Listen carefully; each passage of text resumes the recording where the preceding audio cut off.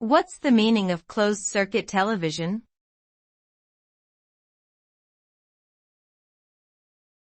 Closed-circuit television.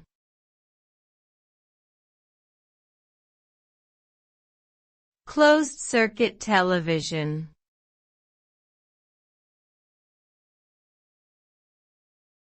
Closed-circuit television.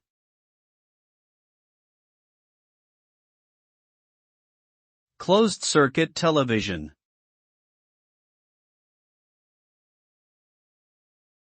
Closed-circuit television, CCTV, refers to a system of video cameras that capture footage for the purpose of surveillance and monitoring.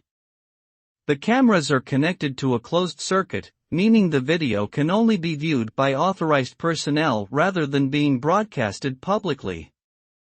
CCTV is commonly used in security systems, public transportation, and public spaces to deter crime and ensure safety. The footage captured by CCTV cameras is often recorded and can be used as evidence in legal proceedings.